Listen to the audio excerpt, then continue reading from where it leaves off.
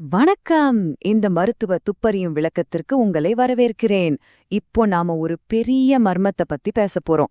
நினைச்சு பாருங்க, ரொம்பவே ஆடம்பரமான ஒரு சொகுசு கப்பல் திடீர்னு ஒரு மிதக்கும் தனிமைப்படுத்தப்பட்ட மண்டலமா, அதாவது ஒரு குவாரண்டைன் ஜோனா மாறுனா எப்படி இருக்கும்? அங்க நடந்த அந்த பயங்கரமான உயிரை பறிக்கக்கூடிய ஒரு வைரஸ் பரவல பத்தி தான் நாம இன்னைக்கு ரொம்பவே ஆழமா பார்க்க போறோம். ரெடியா? சரி, நேரா விஷயத்துக்கு வருவோம். அட்லாண்டிக் கடல்ல எம்வி ஹாண்டியஸ் அப்படிங்கிற அந்த சொகுசு கப்பல்ல நிஜமாவே என்னதான் நடந்துச்சு? எங்கேயோ இருக்கிற எலிகள் மூலமா பரவக்கூடிய ரொம்பவே விசித்திரமான ஒரு வைரஸ் எப்படி கப்பலோட அத்தனை பாதுகாப்புகளையும் மீறி உள்ளே நுழைஞ்சது? இது ஏன் நமக்கு ரொம்ப முக்கியம் அப்படிங்கறத நாம இப்ப தெரிஞ்சுக்க போறோம்.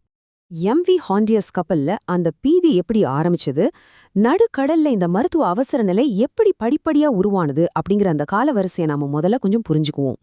ஏப்ரல் 1ஆம் தேதி அர்ஜென்டினாவிலிருந்து புறப்பட்ட ஒரு சாதாரண 33 நாள் சுற்றுலா எப்படி இவ்வளவு சீக்கிரம் ஒரு சர்வதேச மருத்துவ நெருக்கடியா மாறுச்சு தெரியுமா? ரொம்ப ஆச்சரியமா இருக்கும். ஆரம்பத்துல தென் அமெரிக்காவோட நிலப்பகுதிகளை சுற்றி பார்த்த பயணிகள் திடீர்னு ரொம்ப கடுமையா நோய்வாய்ப்பட ஆரம்பிச்சாங்க. மே மாச தொடக்கத்துல இது அதிகாரப்பூர்வமா அறிவிக்கப்பட்டுச்சு. நிலைமை ரொம்பவே கைமீறி போக மே 10ஆம் தேதி 18 அமெரிக்க பயணிகளை அவசரமா நெப்ராஸ்காவிற்கு திருப்பி அனுப்ப வேண்டிய ஒரு பயங்கரமான சூழ்நிலை உருவானது. இந்த நோய் தொற்றோட தீவிரத்தை உலக சுகாதார நிறுவனம் எப்படி உறுதி பண்ணினாங்க தெரியுமா? மே மாச தொடக்கத்துல 8 பேருக்கு தொற்று உறுதியாகி அதுல 3 பேர் பரிதாபமா உயிரிழந்தும் போனாங்க. இந்த அதிர்ச்சியான தகவலை பார்த்த உடனே மருத்துவ ஆய்வாளர்கள் எல்லாரும் தங்களோட நுண்ணோக்கிகளை அந்த ஆபத்தான குற்றவாளி பக்கம் திருப்பினாங்க. அந்த குற்றவாளி வேற யாரும் இல்ல, ஆண்டீஸ் வைரஸ். சரி, இப்போ இந்த ஹண்டா வைரஸ கொஞ்சம் அம்பலப்படுத்துவோம். ஹாண்டியஸ் கப்பல்ல நடந்த இந்த குறிப்பிட்ட அச்சுறுத்தலை புரிஞ்சுக்கணும்னா நாம கொஞ்சம் பின்னோக்கி போய் இந்த வைரஸ் எந்த பரந்த குடும்பத்தை சேர்ந்தது அப்படிங்கறத பார்க்கணும். சுருக்கமா சொல்லணும்னா, ஹண்டா வைரஸ் அப்படிங்கிறது காட்டு எலிகள் மூலமா பரவக்கூடிய ஒரு விலங்கு வழி வைரஸ் குடும்பம். இது மனிதர்களுக்கு ரொம்பவே கடுமையான, சில நேரங்கள்ல உயிர்க்கே ஆபத்தான சுவாச அல்லது சிறுநீரக நோய்களை உருவாக்கும். இதுல ரொம்ப ஆச்சரியமான ஒரு முரண்பாடு என்னன்னா, இந்த வைரஸ் இயற்கையாவே எலிகள், சுண்டெலிகள் உடம்புல இருந்தாலும் அந்த எலிகளுக்கு இதனால எந்த ஒரு பாதிப்பும் வராது.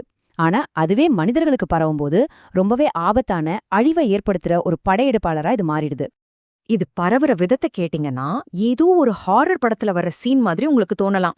ஆமாங்க, நோய் தொற்று இருக்கிற ஒரு எலியோட சிறுநீர், உமிழ்நீர் அல்லது அதோட எச்சங்கள் காய்ந்து தூசியா மாறும்போது காத்துல மிதக்கிற அந்த வைரஸ் துகள்களை நம்ம சுவாசிக்கிறது மூலமா தான் இது அதிகமா பரவுது. கண்ணுக்கு தெரியாத எப்பேற்பட்ட ஒரு அச்சுறுத்தல் பாருங்க. இந்த கப்பல் நோய் தொற்றுக்கு காரணமான அந்த ஆண்டீஸ் வைரஸ் உண்மையிலேயே ஒரு ஆபத்தான விதிவிலக்குன்னே சொல்லலாம். ஏன் தெரியுமா? ஹண்டா வைரஸ் உடும்பத்திலே மூடிய அல்லது நெருக்கடியான இடங்கள்ல நேரடியா ஒரு மனிதன்கிட்ட இருந்து இன்னொரு மனிதனுக்கு பரவக்கூடிய ஒரே வைரஸ் இந்த ஆண்டீஸ் வைரஸ் மட்டும்தான். முக்கியமா இது தென் அமெரிக்காவுல காணப்படுது. மனிதர்களுக்கு ஹண்டா வைரஸ் நுரையீரல் நோய்க்குறிய, அதாவது HPS ஏற்படுத்துது. நீண்ட நேரம் நெருக்கமா இருக்கிறது மூலமா இது ஈஸியா பரவிடுது. இந்த வைரஸ்கள் உலகளாவிய அளவுல அது எங்க உருவாகுது, நம்ம உடம்பை எப்படி தாக்குது அப்படிங்கறத பொறுத்து 2 முற்றிலும் மாறுபட்ட மருத்துவ நோய்க்குறிகளா பிரிக்கப்படுது. அது என்னன்னு பாப்போம். முதல்ல அமெரிக்க கண்டங்கள்ல காணப்படுற புதிய உலக வைரஸான HPVS. இது நேரா நுரையீரலை தாக்கி அதுல திரவத்தை நிரப்பி மூச்சுத் திணறலை ஏற்படுத்துது. ஆண்டிஸ், சின்னோம்ப்ரே மாதிரியான வைரஸ்கள் இந்த வகையைச் சேர்ந்தது. ரெண்டாவதா ஐரோப்பா மற்றும் ஆசியாவுல காணப்படுற பழைய உலக வைரஸான HFRS. இது என்ன பண்ணும்னா கடுமையான சிறுநீரகச் செயலிழப்பு அப்புறம் உள்ளுறுப்புகள்ல இரத்த கசிவை உருவாக்கும். சியோல் மற்றும் ஹான்டான் வைரஸ்கள் இந்த 2வது வகையை சேர்ந்தது. ரெண்டுமே ரொம்ப ஆபத்தானதுதான் இல்லையா? இப்போ இதோட ஆபத்தோட தீவிரத்தை பாப்போம். ஆசியா, ஐரோப்பால இருக்கிற HFRS வைரஸ்களோட இறப்பு விகிதம் அதிகபட்சமா 15% வரைக்கும் இருக்கலாம். ஆனா அமெரிக்க கண்டங்கள்ல இருக்கிற HPS வைரஸ்கள், குறிப்பா நாம பேசிட்டு இருக்கிற இந்த ஆன்டிஸ் வைரஸோட இறப்பு விகிதம் எவ்வளவு தெரியுமா? தலை சுத்த வைக்கிற அளவுக்கு, அதாவது சுமார் 50% வரைக்கும் இருக்கு. கிட்டத்தட்ட சரி பாதி. இந்த புள்ளி விவரங்கள்லாம் கேட்டுட்டு நீங்க பயந்துர வேண்டாம். பொதுமக்களுக்கான ஆபத்து ரொம்ப ரொம்ப குறைவுதான்னு சுகாதார அதிகாரிகள் திட்டவட்டமா சொல்றாங்க. நீங்க காட்டு ஏலிகள் அப்புறம் அதுங்க வாழ்ற இடங்கள்ல நேரடி தொடர்பு வச்சுக்காம இருந்தாலே போதும். அன்றாட வாழ்க்கையில இந்த வைரஸ் உங்களை தாக்குறதுக்கான வாய்ப்பு மிக மிக குறைவுதான். சரி, அப்போ நம்ம ஆபத்தை எப்படி குறைக்கிறது? வைரஸ் எப்படி நகருதுன்னு தெரிஞ்சுக்கிட்டாலே அதை தடுத்து நிறுத்துறது ரொம்ப சுலபம். மனிதர்களாகிய நாம எடுக்கிற தடுப்பு நடவடிக்கைகள் மட்டும்தான் இதுக்கு சிறந்த பாதுகாப்பு கவசம். ஒருவேளை எலிகள் நடமாடின ஒரு அறையையோ இல்ல வாகன நிறுத்தமிடத்தையோ நீங்க சுத்தம் செய்ய நேர்ந்தா ஒருபோதும் அத அப்படியே உலர்வா பெருக்கிடாதீங்க. அதுதான் உங்க மிகப்பெரிய எதிரி. வேக்யூம் கூட யூஸ் பண்ணக்கூடாது. அப்போ என்ன செய்யணும்? முதல்ல அந்த மூடிய இடத்த குறைஞ்சது ஒரு 30 நிமிஷத்துக்கு நல்லா காற்றோட்டமா திறந்து வைங்க. அப்புறமா கிருமி நாசினி இல்லனா ப்ளீச் பயன்படுத்தி அந்த இடத்த நல்லா ஈரமாக்குங்க. அதுக்கப்புறமா தான் கவனமா தொடச்சி எடுக்கணும். இதனால வைரஸ் காத்துல பரவறத தடுக்க முடியும். இது ரொம்பவே சிம்பிளான ஆனா உயிரை காக்கக்கூடிய ஒரு முக்கியமான விஷயம். இந்த வைரஸை தடுக்க இவ்ளோ பண்றோமே, இதுக்கு தடுப்பூசி எதுவும் இல்லையான்னு நீங்க கேட்கலாம். அந்த தேடல் தான் இப்போ உலகளாவிய அறிவியல் சமூகத்துல ரொம்ப தீவிரமா போயிட்டு இருக்கு.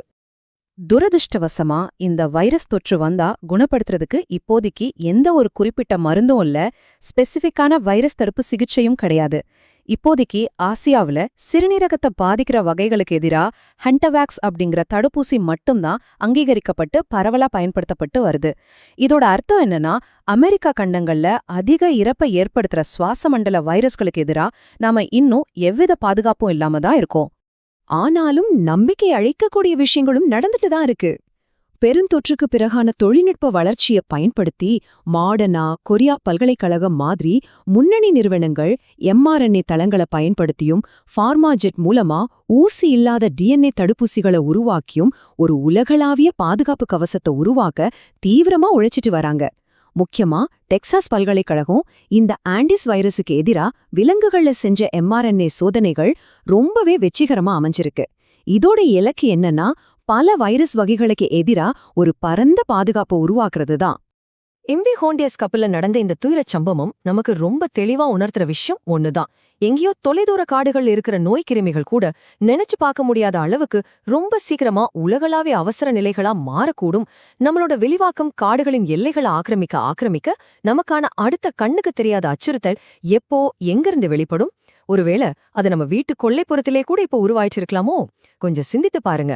இந்த விளக்கம் உங்களுக்கு ரொம்பவே பயனுள்ளதா இருந்திருக்கும்னு நம்புறேன். மீண்டும் ஒரு சுவாரஸ்யமான தேடலோடு சந்திப்போம்.